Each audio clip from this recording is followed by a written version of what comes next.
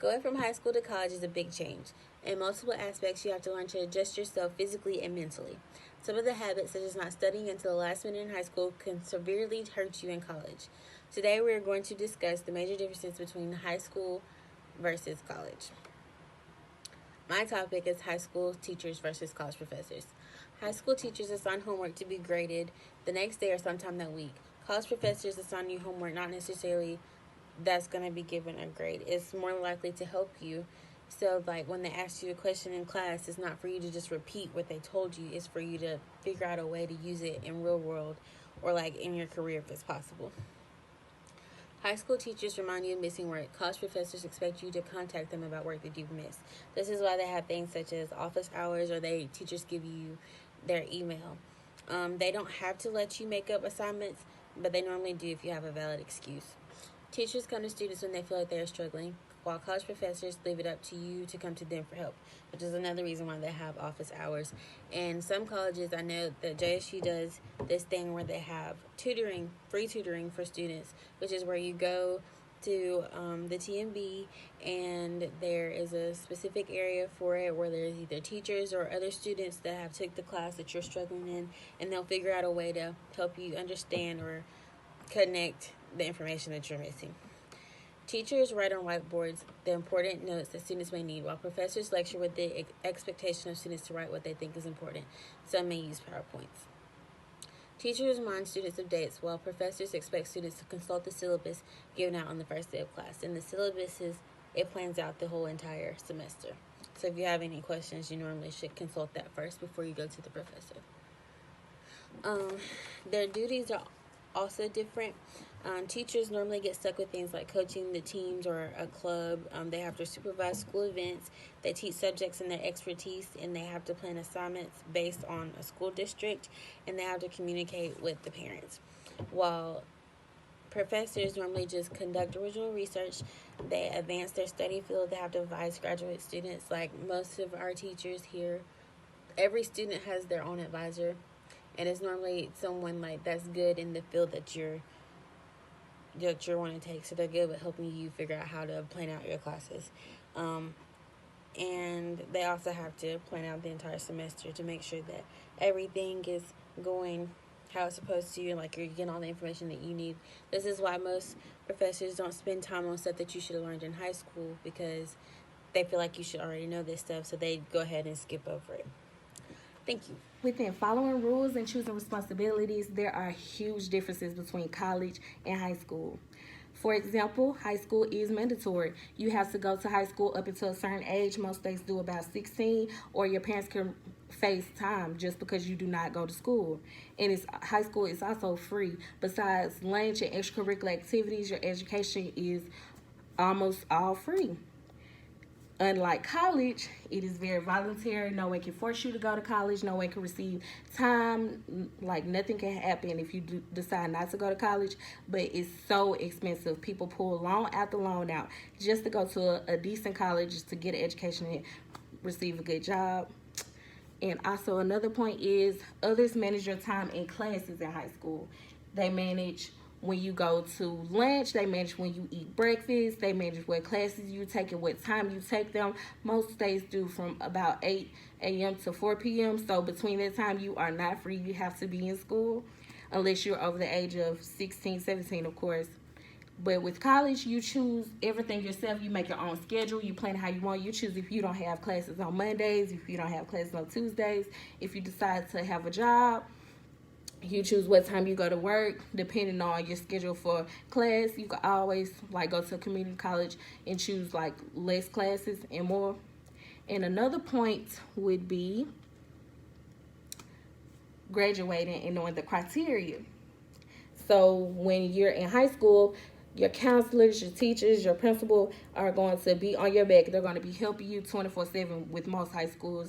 They try their best to, get you out of there, to say you were at least a graduate of high school. They help you, they push you. Some teachers may even, feel bad for you and help you out and get you the little percentage that you need to get out. But with college, No, they are not going to keep reminding you what you have missing. They're not going to remind you what criteria you need for graduating. You have to know all of this yourself. You have to like push yourself forward, and you're basically your own motivation in college. Besides, like, some teachers may help, but most is like you're older, you have to do this on your own. And another point is choosing school over fun. They may think it's not a difference, but it's a really large difference. In high school, it's not as easy to, well, it's easier to choose school over fun because you have your parents that are on you, and you got a certain time, you got to be at certain places at a certain time. Someone's always over you watching you. But when you're in college, you pretty much living on your own, you're doing your own things. It's easy to get trapped up in want to go to party and have fun instead of being in the room studying and getting your book work done and stuff like that. So those are the points that I have about following rules and choosing responsibilities when it comes with college and high school. Audience for today is my mom and my dad. Continuing with our discussion of the differences between high school and college, I'll be focusing on tests. For me, going from high school to college, test was the thing that I struggled with the most. For one, in high school, once you finish material, your teacher will tell you like when your test date is, and if it takes you a little longer to cover so much material, they'll just keep pushing your test date back. But in college, you get a syllabus at the beginning of the semester, and it has all your test dates on it. And it's up to you to remember when your test dates are, because a lot of times your professors will not remind you of you have an upcoming test. In college, you have more material to cover per test, so you'll cover 3 or 4 chapters for a single test, whereas in high school, you will just cover 1 chapter and test on it. In high school, a lot of times you get study guides, and your teacher will tell you exactly what's going to be on your test. In college, most of the time your professor will just lecture, and you have to write down what you think is important from what they are talking about onto notes, and those are the notes you study. Occasionally your professor will do a PowerPoint, but even with a PowerPoint, you can study the entire PowerPoint, but you're not going to know exactly what's going to be on the test because they tell you to study everything. For makeup tests in high school, it was really important for your teachers. They would keep reminding you that, hey, I need you to make up this test that you missed or anything like that. Where in college, it's really up to you to go make up your test, and a lot of times if you don't contact your professor about doing a makeup test, then they'll just give you a 0 for it. However, in high school, a lot of times your teachers like to have you make up your test before the next test just so you don't get the material confused. Where in college, a lot of times we test our makeup test at the end of the semester.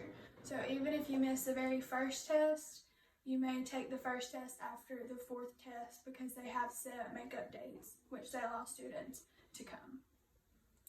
In high school, for my high school anyways, I'm not really sure how it is everywhere, but when we started a test, if we didn't finish it in that class period, they would allow us to come back later and finish the test and just take however long we needed to.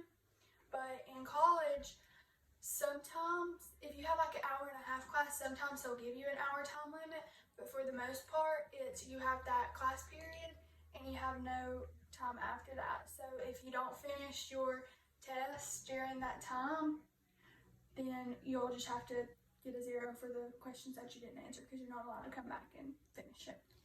And then in high school, like I said, since it's based on chapter test, you have a lot more tests that you take in high school.